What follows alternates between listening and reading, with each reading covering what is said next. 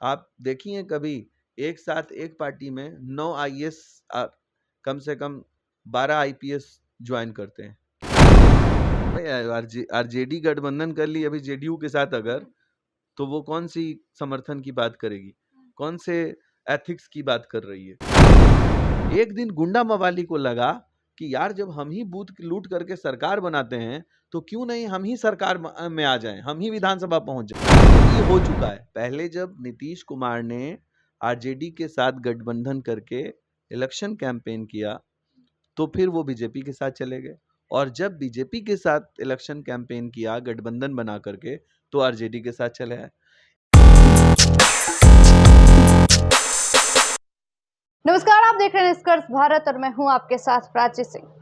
बता दें कि जहां बिहार में विधानसभा चुनाव नजदीक है, वैसे में तमाम पार्टियां अपनी कोशिश कर रही है इस बार चुनाव जीतने की। लेकिन जहां एनडीए वर्सेस इंडिया अलायंस था, लेकिन इस बीच जनसुराज और पीके शामिल हो चुके हैं। अब 3 पार्टियों की लड़ाई है और इसी मुद्दे पे सीधी बातचीत करेंगे अवैस अमर जी से। सर, सबसे पहले शुक्रिया आपको बातचीत। सबसे पहले मैं आपके सभी व्यूवर्स का स्वागत करता हूं इस पूरे चैनल में, और नमस्कार उन सभी व्यूवर्स को, अस्सलाम वालेकुम। आज के इस प्रेस कॉन्फ्रेंस का मकसद यही था कि हम बिहार के सफल प्रोग्राम जो 1 तारीख को रहा उसमें आए हुए जनता को, हमारी आबादी से आए हुए हर उस जवान को शुक्रिया अदा कर सकें कि आपके आने की वजह से हमें मजबूती मिली है, हमें यकीन हुआ है कि हम सही दिशा में काम करें। सर, सवाल है कि आखिर जहां राजद को लोग चुनते हैं, यानी कि इंडिया अलायंस को चुनते हैं, एनडीए को चुने, लेकिन तीसरी पार्टी अचानक आती है, आखिर जनसुराज को क्यों चुनेंगे लोग?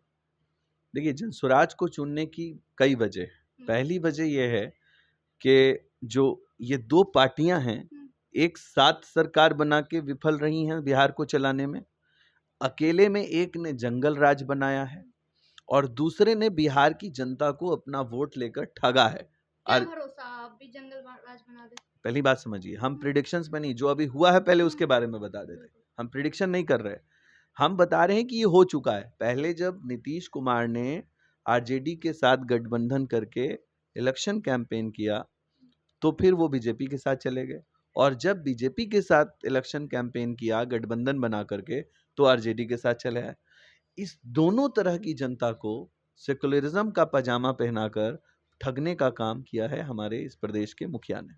तो इसलिए दोनों पार्टियों से ग्रसित जनता नए विकल्प की तलाश में थी, और जैसे ही विकल्प सामने आया जन सैलाब उमड़ आया है और एक समर्थन आपके सामने दिख रहा है। जनता तो ये जानती है कि प्रशांत जी की इन लोगों के साथ काम करके ही अलग पार्टी का गठन कर रहे हैं। जी बिल्कुल। लेकिन आखिर क्या भरोसा फिर नीतीश कुमार जैसे, तेजस्वी यादव, लालू प्रसाद यादव के जैसे प्रशांत किशोर भी बदल जाए? देखिए, आपको बताते हैं, प्रशांत जी के वर्किंग एक्सपीरियंस को अगर आप कोड कर रही हैं तो पहले आपको बताएं कि Prashant Kishor ji was a consultant, political consultant.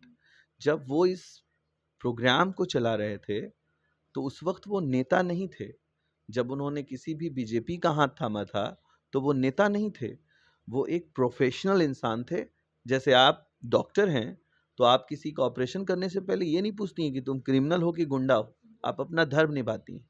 उसी तरह जब जब जिन पार्टियों के साथ वो गए वो अपना प्रोफेशनल धर्म निभा रहे थे।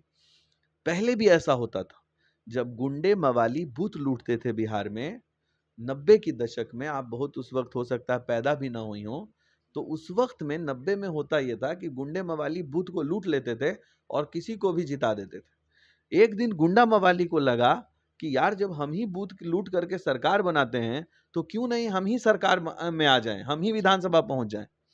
तो गुंडे मवाली फिर खुद सरकार में बनाने लगे, वो खुद उसकी भागीदारी करने लगे। प्रशांत किशोर जी को लगा कि जिसके सर पे हम हाथ रख देते हैं, जिसका हाथ हम थाम लेते हैं, वो पार्टी सरकार में आ जाती है।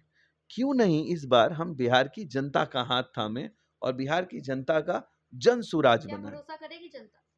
आपको दिख रहा है, पहली बार किसी एक पार्टी ने 1 महीने में 6 सभाएं की, और 6 सभा में 25,000 मिनिमम एक सभा में लोग आते हैं।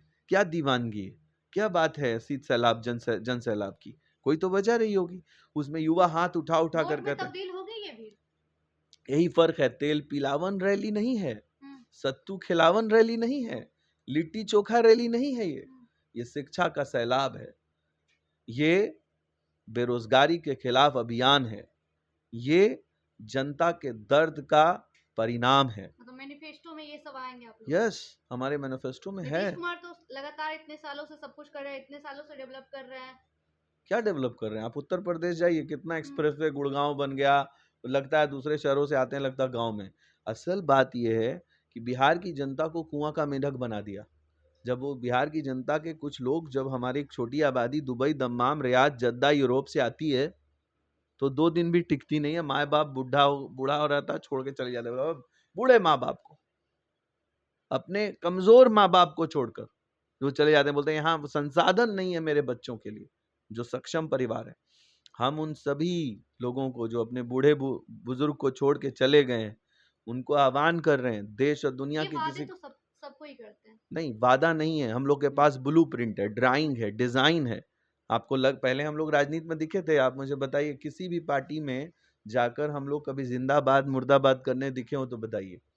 आप देखिए कभी एक साथ एक पार्टी में 9 IAS, कम से कम 12 IPS ज्वाइन करते हैं। क्या बात है? वो रिटायरमेंट के बाद इस भूमिका में क्यों आना चाहते हैं? कई हमारे प्रोफेशनल डॉक्टर्स इसमें आए हैं, कई ऐसे लोग जो इंडस्ट्री चला रहे हैं बाहर में, गुजरात के अंदर में, वो 1 तारीख को मंच पे थे। क्या बात है? आप पूछ रहे हैं हमसे बार बार जनता पूछ रही है, आप लोग मीडिया वाले पूछ रहे हैं पैसा कहाँ से आता है, पैसा कहाँ से आता है, पैसा कहाँ से आता है। अरे जिसका सिर्फ एक ही राज्य में सरकार हो उसको रैली करने का पैसा है, और हमारा 10-10 राज्य में सरकार बनवाए, जिसके यहाँ सरकार बनवाए, इस बार अपनी सरकार बनाने की सोच नहीं, जिसके सरकार बनवाए वो सबका फिनांसर हम लोग के संपर्क में था कि नहीं? प्रशांत जी के संपर्क में था कि नहीं? हा? तो जो उनकी पार्टियों को संपर्क में रह करके उनको मदद कर रहे थे, वो हमारे को इस वाले छोटे से अभियान के लिए मदद नहीं कर सकते?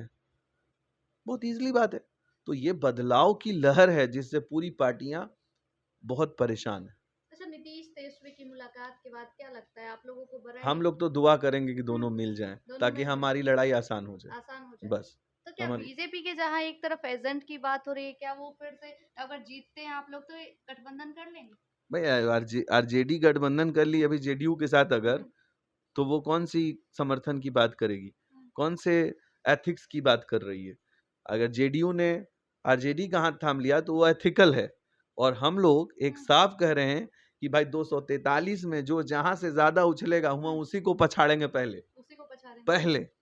उसी को पहले पछाड़ेंगे जो। और अगर वो चले, अगर कोई नेता चाहते हैं, अगर एलानिया तौर से मैं आपको प्रेस से कह रहा हूं कि वो कहें कि हमारे इस कैंडिडेट को हम यहाँ से लड़ा रहे हैं और उनको हरा के दिखा दीजिए, जनसुराज की एक सेना काफी है उस पार्टी को, उस मेंबर को उस इलेक्शन में हरा देने के। इतनी मजबूती से हमारे लोग दर दर दरवाजे दावत दे रहे हैं, दिल की गहराई से काम चल रहा है, इसीलिए थैंक यू सो मच। बहुत शुक्रिया। तो आपने साफ तौर पे सुना, लेकिन क्या कुछ होगा ये तो देखने वाली बात होगी। तो धन्यवाद।